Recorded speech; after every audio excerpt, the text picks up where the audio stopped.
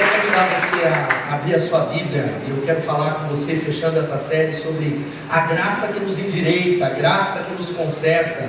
E aí o Natal vai colocar na tela e você vai abrir a sua Bíblia em 2 Crônicas, capítulo 33.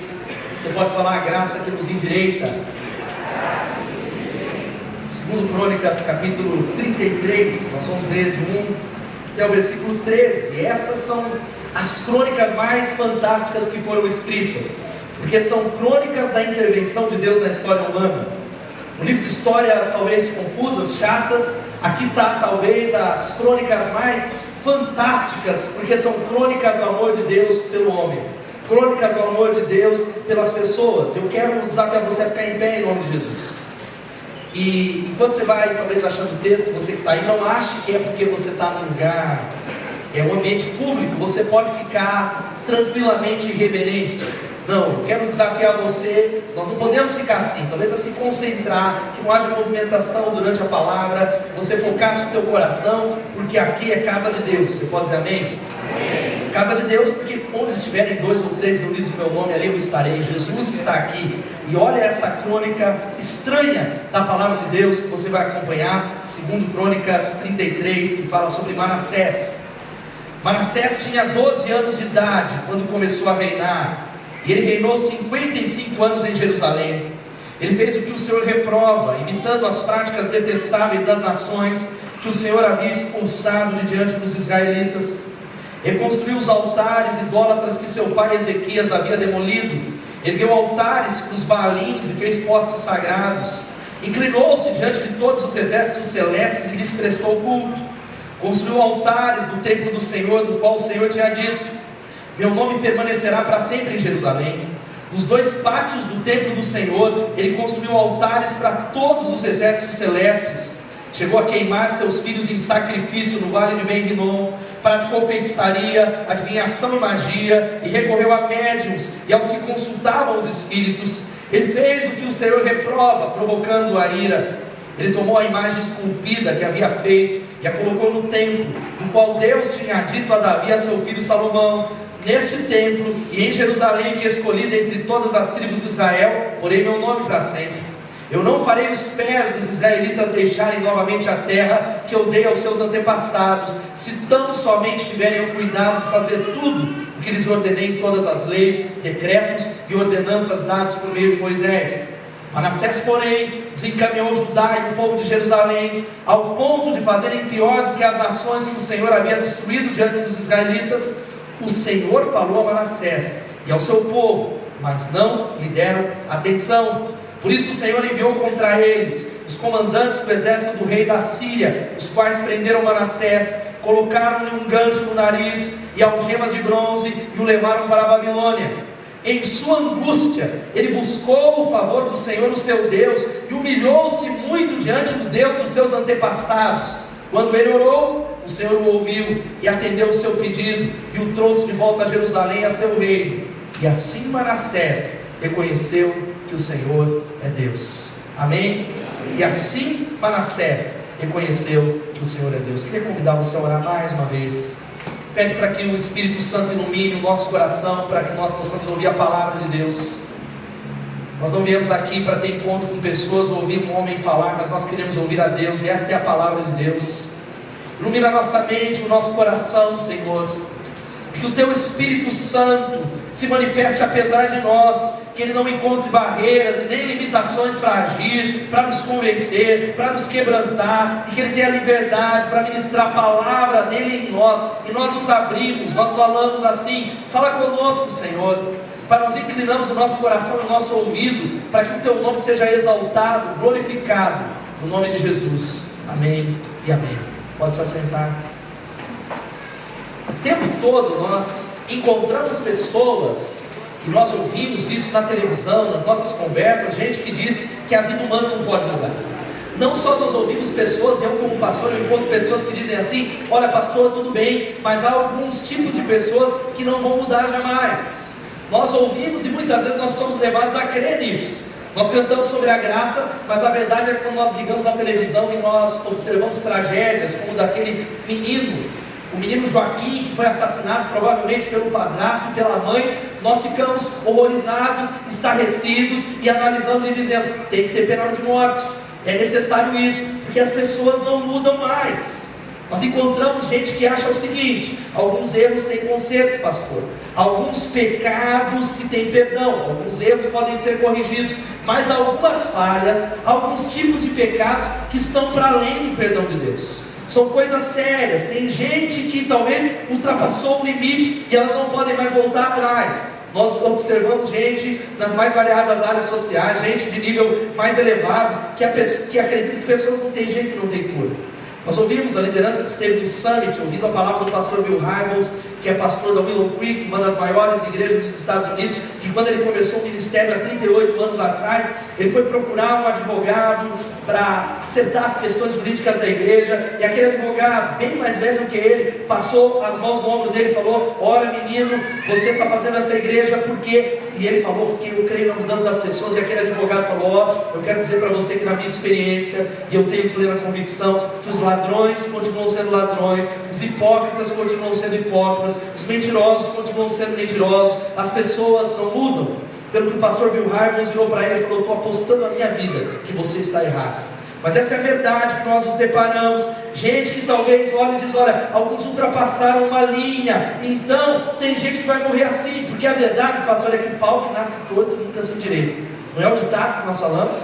O pau que nasce torto não se endireita, a árvore que cresceu torta. Mas eu quero dizer para você que eu insisto no contrário. Louvado seja o nome de Jesus. Porque o Deus que eu sirvo, o Deus da palavra, não é um Deus inflexível, não é um Deus talvez que está fechado, amarrado, um Deus que diz que para você não tem jeito, mas Ele é o Deus de toda a graça. Você pode dizer amém?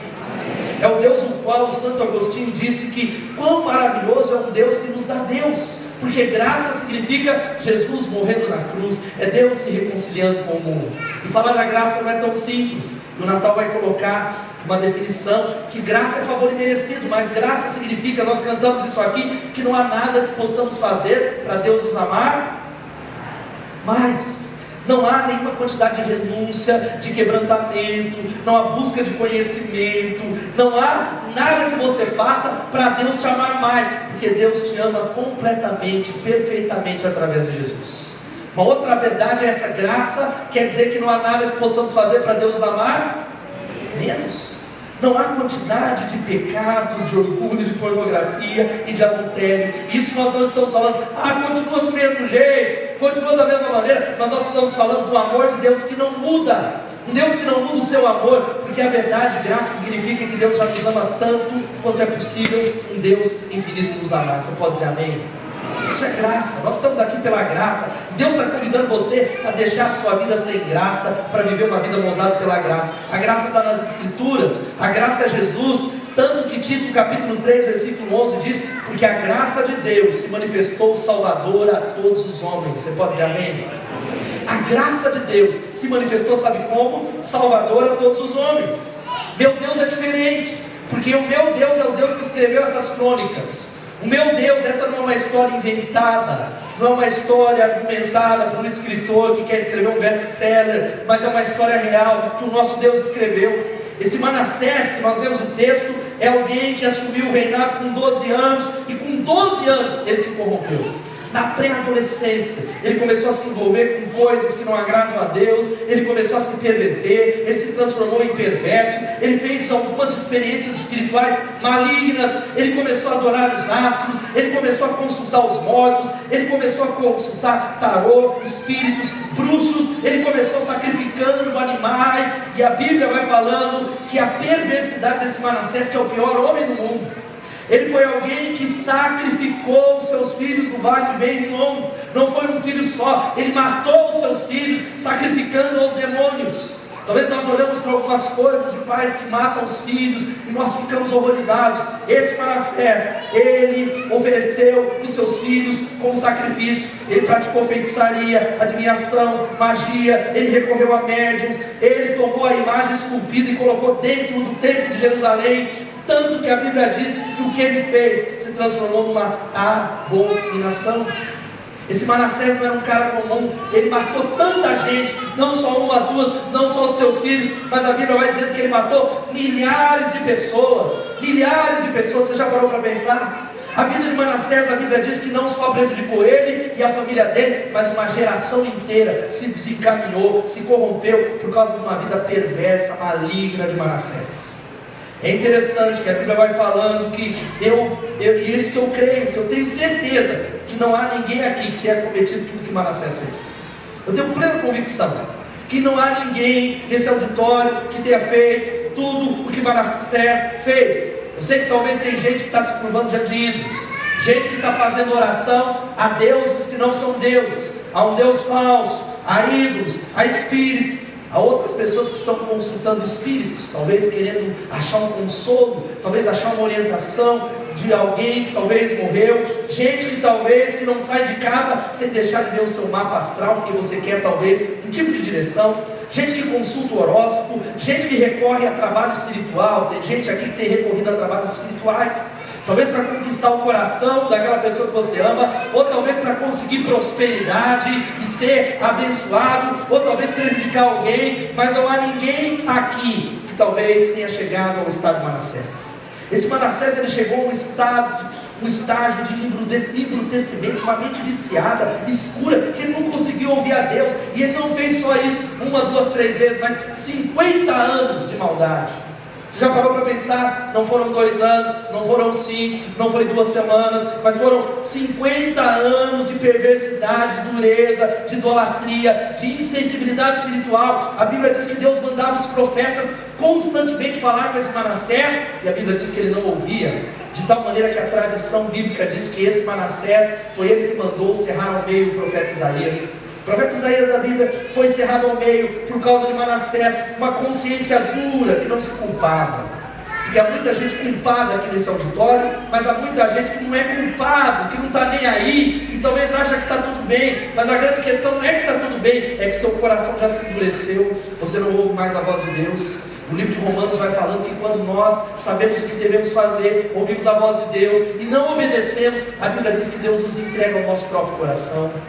Nós somos entregues aos nossos desejos, e eu tenho orado dia após dia pela minha vida, falando: Deus, não me entrega ao meu próprio coração, tem misericórdia de mim, Jesus, tem misericórdia da minha vida, eu sou pecador, não me deixa ser entregue ao meu coração, de tal maneira que eu peque e eu vá para um lugar, de tal maneira que não haja arrependimento, que não haja talvez quebrantamento. Ele perverteu uma geração por causa do pecado dele. O seu pecado afeta outras pessoas, amém?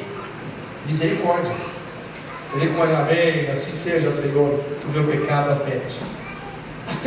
Ele perverteu uma liderança perversa com a geração toda, mas talvez a palavra é essa: pastor, o que tem a ver isso aqui comigo? Essa palavra aqui, para falar da graça, porque a verdade é que eu não sou igual a esse Manassés. Quem é que se considera, talvez não está tão feio na foto que o Manassés levanta a mão? Muita gente fez o que o Manassés fez. Deus tem misericórdia para me lembrar de pessoas perfeitas. É óbvio que você leu isso e falou: eu não fiz, glória a Deus. Talvez o máximo que eu fiz ali é um probleminha, é uma mentira, é algo, mas comparado com a vida desse homem, eu estou bem na foto. Mas a palavra que eu quero conversar com você é essa que o Natal vai colocar: que verdade nós aprendemos sobre esse Deus de Manassés e sobre a graça. A primeira coisa é essa: Deus quer perdoar você, amém?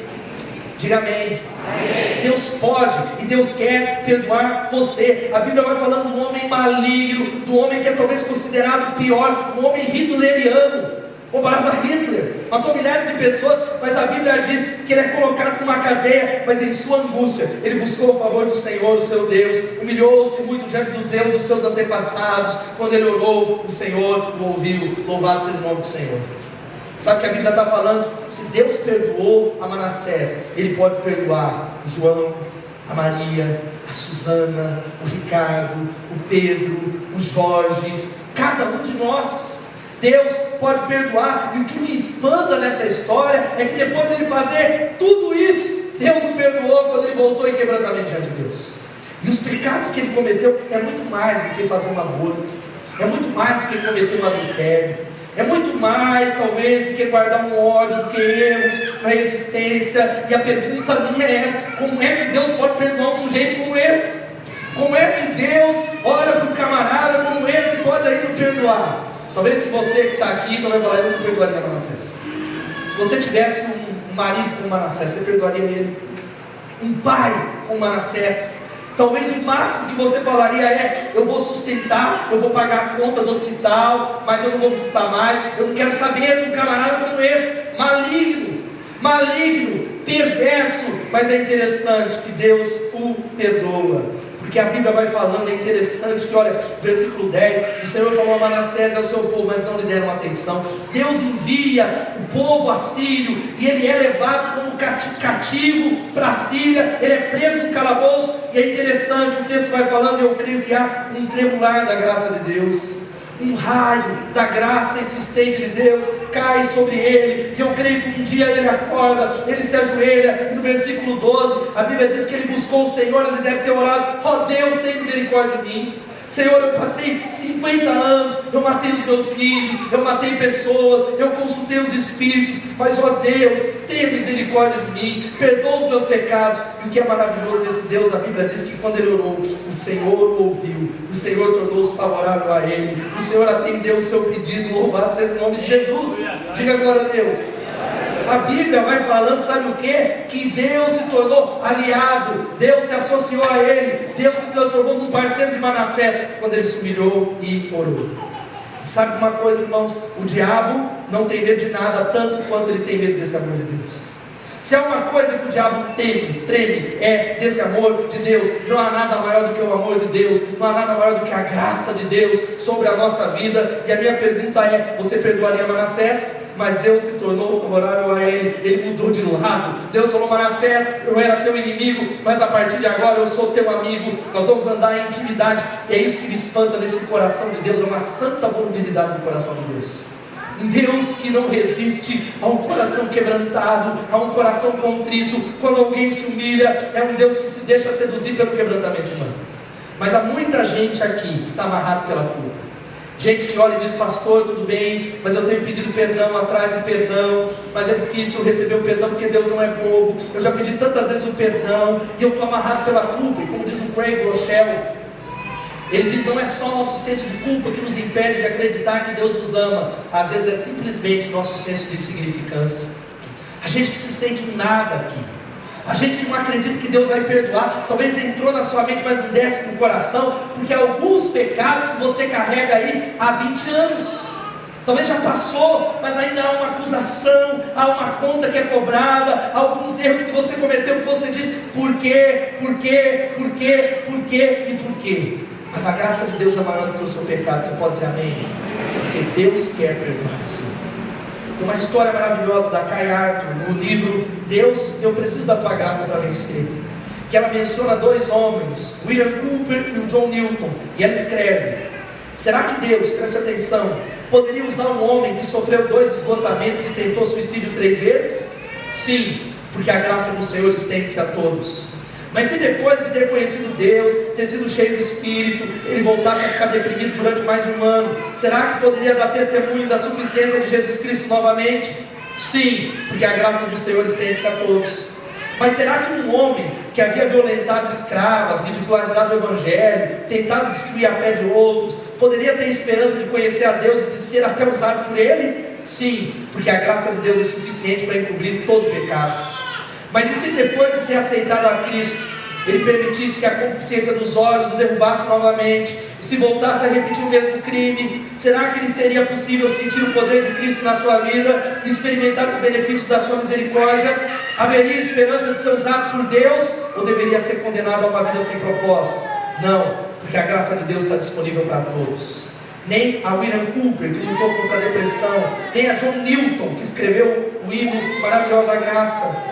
O estuprador seria negado a possibilidade de voltar a ter um relacionamento íntimo com Deus, porque a graça de Deus, presta atenção, alcançaria todos os pecados deles e os prenderia ao amor divino para sempre. Ela os acolhe no véu da sua presença. Louvado seja o Senhor. E William Cooper, ele escreve o seguinte: há uma fonte de onde corre o sangue das veias do Deus Emanuel, ali pecadores vão se lavar e limpar as suas manchas. A palavra do Senhor. Louvado seja o Deus. Deus quer perdoar você, querido. A Bíblia diz que esse Manassés, que passou 50 anos de perversidade, ele busca o Senhor. E eu creio que talvez a Bíblia vai falando que ele humilhou-se muito diante de Deus. Talvez ele foi 1 dia, 2 dias, 3 dias, e a Bíblia diz que Deus atendeu o seu pedido, trouxe ele de volta a Jerusalém, a seu reino, e assim Manassés reconheceu que o Senhor é Deus. Louvado seja o nome de Jesus. Mas não é só isso, porque tem muita gente que crê. Eu creio no perdão de Deus, pastor, mas há algumas coisas na minha vida que não dá para ir mais, não dá para voltar mais. Mas eu creio que a segunda coisa que nós aprendemos aqui é que Deus sempre nos dá a chance de um novo começo. Você pode dizer amém? Deus sempre nos dá a chance de um novo começo. Louvado seja Deus. Vou pedir para a recepção, se tiver alguma informação lá no multimídia, está passar na tela. Só se tiver qualquer coisa, joga lá. A graça, Deus sempre nos dá a chance de um novo começo. Fala para quem está do seu lado, Deus nos dá a chance sempre de um novo começo. Isso é entender a graça de Deus. Deus olhou para ele e falou: eu sou teu amigo, Manassés, eu não sou mais teu adversário, eu vou andar contigo, eu vou te tirar dessa escuridão, desse buraco, dessa masmorra, e você vai poder ter um novo horizonte, uma nova chance, uma nova oportunidade. Você vai poder ver a luz nascer de novo. Você está com 67 anos hoje, mas você vai poder começar a acordar como gente. Louvado seja o nome de Jesus. Você passou 67 anos acordando como bruxo, vendo o nascer do sol, servindo os demônios, mas a partir de hoje você não vai amanhecer como um bruxo, mas como um filho de Deus, com o coração perdoado. Louvado seja o nome do Senhor. É isso que Deus faz com Manassés. Você vai ter a chance, Manassés, ainda de poder abraçar os netos que te restaram, os filhos que te restaram. Você ainda vai poder ser gente, Manassés. Louvado seja o nome do Senhor. Isso que Deus está falando com você, que se aconteceu com Manassés, pode acontecer com você nessa noite.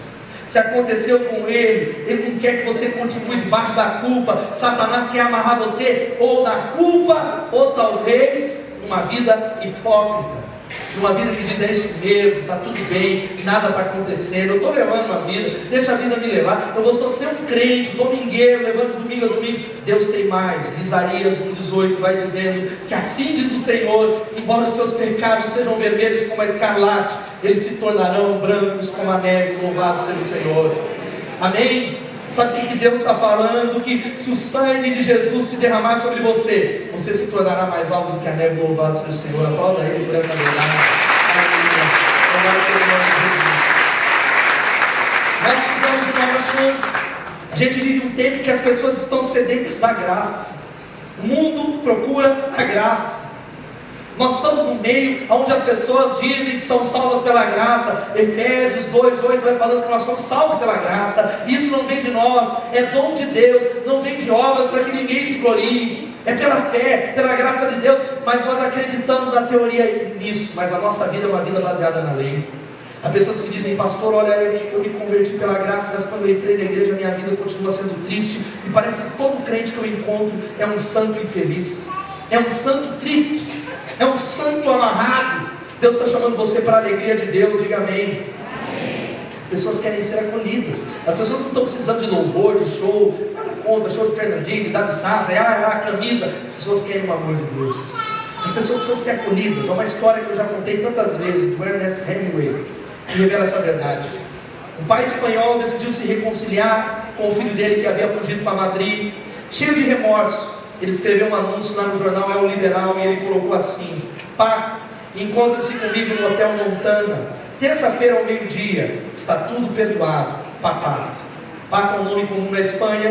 E quando o pai vai ao local combinado, ele encontra 800 jovens chamados Pá, à espera dos seus pais, querendo uma nova chance.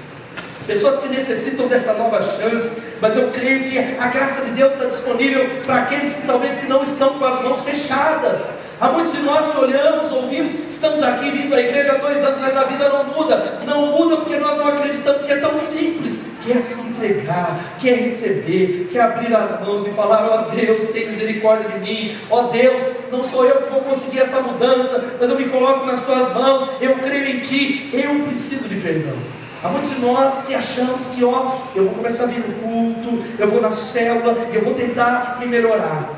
Eu conversei com algumas pessoas depois do culto e eu falei: como é que está, meu irmão? Estou tentando melhorar. Eu falei: irmão, deixa Deus melhorar você. Tenha o culto, leia a Bíblia, mas se arrependa, se enxergue como nós somos, carentes da graça de Deus, pecadores. E é óbvio que eu não estou falando para você viver no pecado, mas mesmo quando você anda em santidade, você precisa manter a consciência de que é a graça de Deus que te mantém de pé. Você pode dizer amém? Como diz a Anne Lamott, uma escritora, uma frase maravilhosa, ela diz que eu não consigo entender o mistério da graça por inteiro, apenas que ela nos encontra onde estivermos, mas não nos deixa onde nos encontrou. Louvado seja o nome de Jesus. Maravilhosa graça de Deus. Não dá para explicar como é que Deus perdoa um camarada como esse. Como é que Deus perdoa esse camarada que devia estar na cadeia, morrendo na cadeia, cadeira elétrica para ele, devia estar contando-se na história, mas essa Bíblia é a ironia de Deus na história. A Bíblia diz que quando ele orou, o Senhor ouviu e atendeu o seu pedido. Louvado seja o nome de Jesus. Amém? Quebra o nosso senso de justiça, sabe por quê? O Deus da Bíblia é o Deus que diz em Jeremias: com amor eterno eu te amei e com benignidade eu te atraí. Será que o seu coração é tão duro que não consegue receber esse amor? Está tão fechado nessa noite que você não consegue ouvir a palavra, que você não acredita que Deus pode mudar, ou você acredita que o Deus que disse que ama você vai transformar o seu coração de pedra num novo coração. E a terceira coisa, sabe qual é, que nós aprendemos aqui para recebermos a graça? Não é preciso ser bom. Louvado seja o nome do Senhor. Amém? Repita isso aqui comigo. Não é preciso ser bom para ser visitado por Deus. Essa é a história de Manassés. 50 anos de uma malignidade, uma perversidade diabólica, maligna. E a Bíblia diz que quando ele se humilha, Deus o visita. Ele é tão baixo, não merece a misericórdia. Misericórdia é ter o coração voltado para aquele que é miserável. Se você quer a misericórdia de Deus, você precisa entender que você carece dessa misericórdia. Você precisa dessa misericórdia, porque o Evangelho não é religião, meus irmãos. Quando eu falo que para recebermos a graça não é preciso ser bom, não estou falando aqui que vai vivendo de qualquer maneira como Manassés, não é isso. Mas nós estamos falando a verdade da palavra de Deus, que o Natal vai colocar que todos pecaram e separados estão da glória de Deus. Talvez você não cometeu pecados como Manassés, mas a Bíblia diz que você pecou, e por causa do seu pecado, você está separado de Deus, e não há escada, não há ponte, não há nada que você faça para fazer você chegar no amor de Deus. Há muitas pessoas que nessa tentativa dizem: olha, eu estou melhor que Manassés, eu vou me consertar. Essa escada não é suficiente. Gente que diz: pastor, a minha religião vai me levar para o céu porque eu vou me batizar. Você não vai chegar, porque é o seu pecado que separa de Deus. Não é através do seu jeito, você não paga o seu pecado. Todos os pecados separados estão da glória de Deus. O outro texto conhecido diz isso, que o salário do pecado é a morte. Quem é que merece a morte? Todos nós. A nossa vida de pecado merece a morte. Nós precisamos morrer, porque um Deus santo, justo, maravilhoso, puro, transcendente, Ele não pode conviver com o pecado. O pecado precisa ser julgado. Se o pecado não for julgado, o nosso Deus é um Deus sádico, é um Deus injusto. É por isso que o teu pecado separa você de Deus. E aí talvez você olhe essa palavra e diz: mas pastor, depois de ver a história de Manassés, Deus vai me receber mais do que ele, porque a vida de Manassés é tão suja, a minha perto dele, eu estou bem demais na foto. E eu uso sempre uma ilustração, várias vezes, que você sabe. Olha esse copo d'água, se eu colocar só um pouquinho de cocô, você tomaria essa água? Sim? Talvez vai ter um porcão aqui que fala: eu tomaria. Por que você não tomaria só uma pitadinha de cocô? Nojento, né? É um copo, uma pitada de coliformes fecais. Deve ter também. É óbvio que não importa, pode ser um litro d'água, um pedacinho de sujeira é suficiente para contaminar a água. Da mesma maneira, um Deus santo e transcendente, o seu pecado, que no seu ponto de vista pode ser menor que o de Manassés, ele te separa de Deus. Nós merecemos a morte, mas a Bíblia vai falando que Deus nos ama cada vez mais, e nós só somos salvos quando nós entendemos isso, e nós ajoelhamos como Manassés e falamos: ó Deus, não é pela minha bondade, porque o meu pecado me separa do Senhor, mas é pelo sangue de Jesus, é pela graça de Deus que eu sou salvo. Me perdoa, Senhor. Isso é salvação. Como diz quando o jornal publicou a pergunta: afinal de contas, o que há de errado com o mundo? O grande teólogo Chesterton, ele escreveu uma breve carta em resposta: queridos senhores, eu, C.K. Chesterton, o que é que está de errado no mundo? E essa é a grande questão. Todos nós estamos em débito aqui. Talvez você alguém fale: mas não peco, eu sou um bom pai, mas eu vou fazer um teste aqui. Quantos já se aborreceram no trânsito aqui com alguém, um lento que está com pressa, e o cara está ali, parece que está calmo, né? Débito.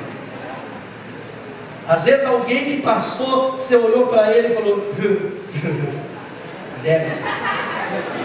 Quem é que nunca falou mal de alguém aqui? Tem alguém que nunca falou mal? Pastor, esses 20 anos eu nunca falei mal de ninguém.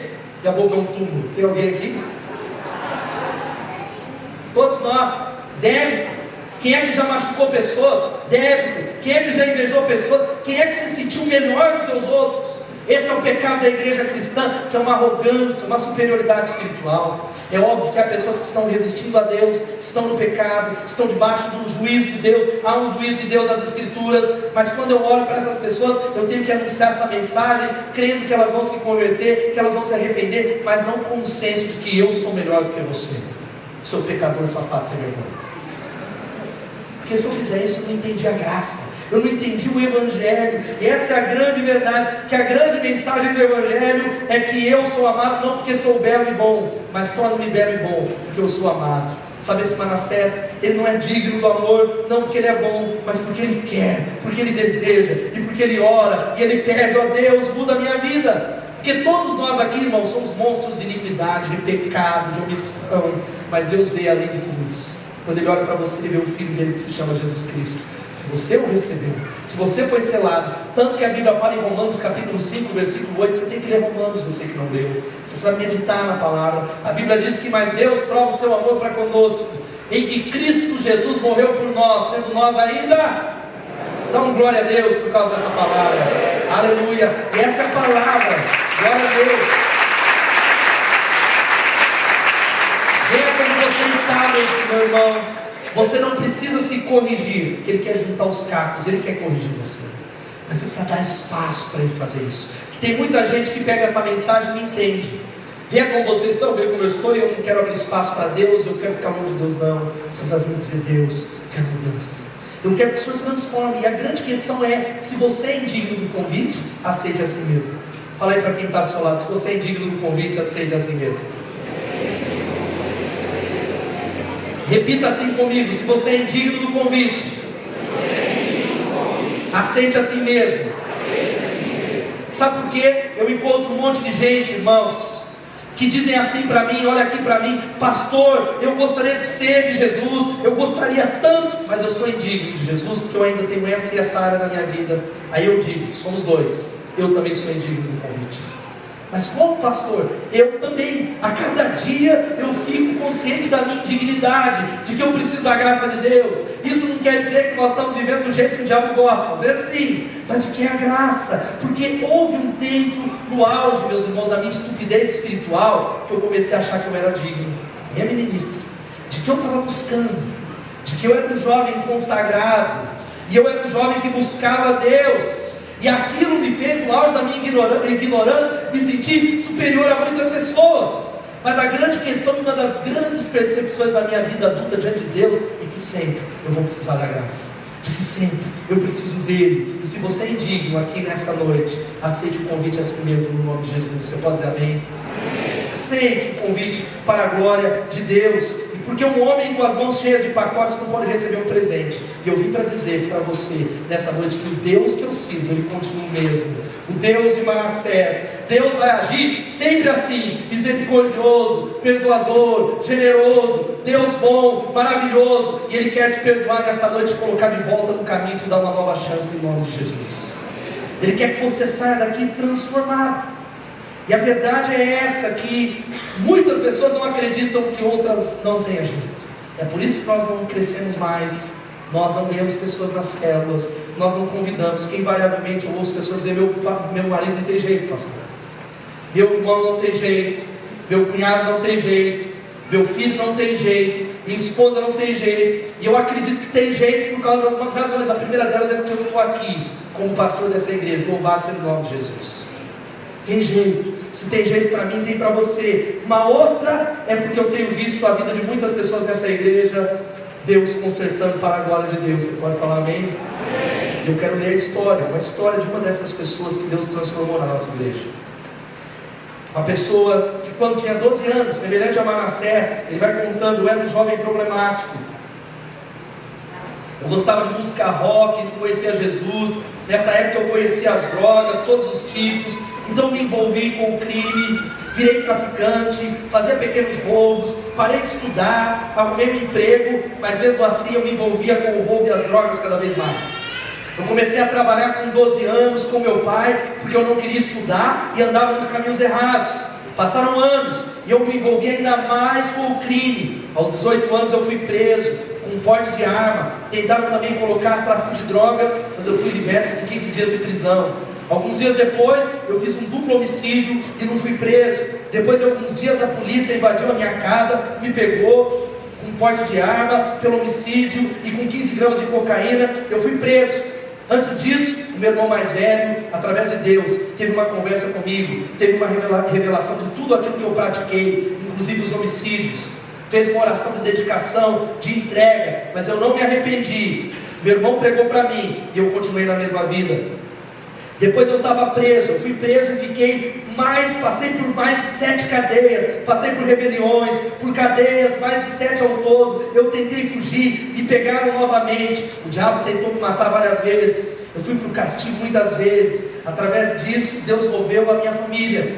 Meu irmão já era convertido, meu pai também, minha mãe era a única que ia me visitar. Meu pai fez algumas visitas e me deu uma Bíblia, falando sempre de Deus, e a semente foi sendo plantada no meu coração. Mas eu tinha muitos anos ainda de cadeia para cumprir, aproximadamente 34, e meu pai me orientou: se eu tivesse fé, se eu fizesse votos com Deus, pela misericórdia e graça de Deus, Ele poderia libertar a minha vida. Foi um milagre, porque Deus me tirou da prisão um tempo depois. Eu não tinha condições nenhuma aos olhos humanos, mas eu fui para a liberdade, mas eu continuei distante de Deus, longe dele. Conheci a minha esposa, hoje esposa dele, e nós começamos a namorar. Ela era da igreja, eu ainda não, e ela começou a orar por mim. Durante um tempo, eu comecei a frequentar a igreja, e na célula, depois de um ano, eu entreguei a minha vida a Jesus. A justiça ainda não concordava que eu estivesse na rua, depois do período que eu paguei por cometer o crime, e eu fui levado a julgamento. Nesse tempo eu continuei frequentando a igreja como discípulo de Jesus, fui batizado, tive muitas tentações, fui para o julgamento. Eu estive lá com esse irmão e eu presenciei Deus fazer um milagre na vida dele. Ele pôde estar liberto e hoje ele serve a Deus, transformado, mudado, com um casamento abençoado como líder de célula nessa igreja. Esse é o testemunho do homem.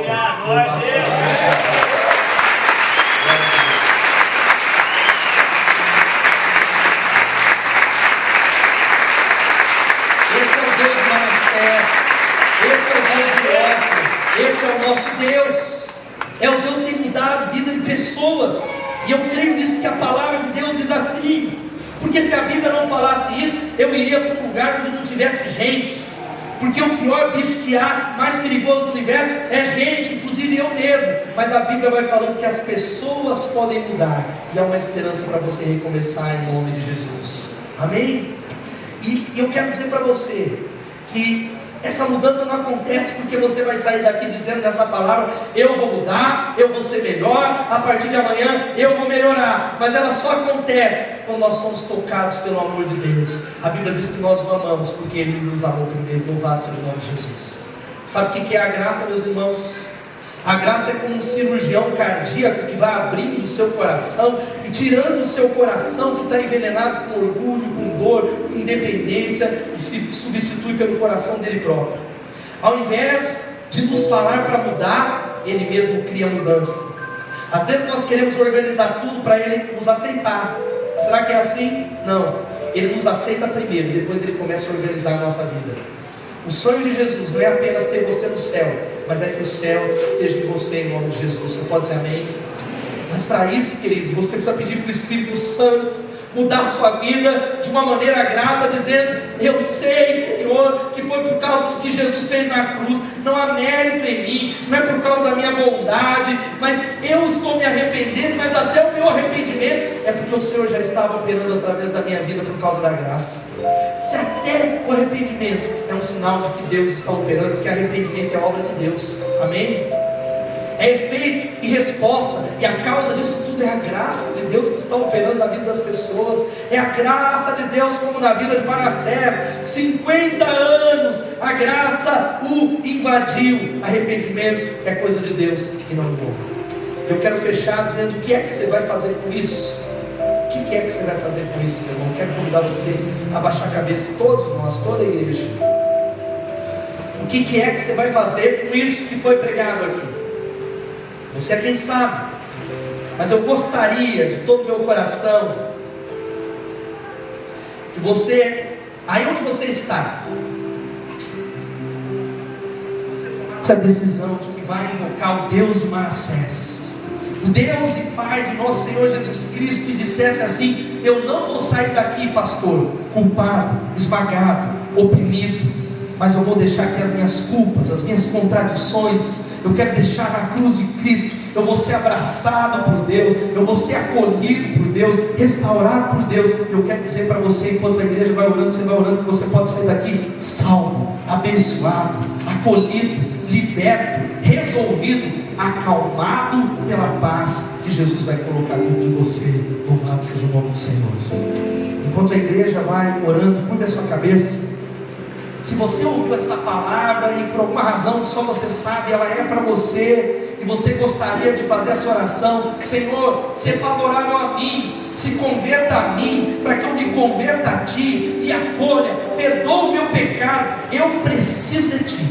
Se você é alguém que acredita que esse é o Deus perdoador, misericordioso, e que o que Ele fez com Manassés, Ele pode fazer na sua vida, levante uma das suas mãos onde você está, eu quero orar com você. Amém, Deus abençoe, amém, Deus abençoe, amém, lá no fundo, lá atrás, estou vendo, Deus abençoe, lá atrás, amém, do meu lado esquerdo, do lado direito, amém, amém, Deus abençoe, amém, pode baixar sua mão, aqui, Deus te abençoe. Mas alguém diz: olha, eu quero fazer essa oração, porque se Deus mudou a vida desse Manassés, Ele pode mudar a minha. Mas talvez você é alguém que sente que não precisa, e essa é talvez a maior tragédia.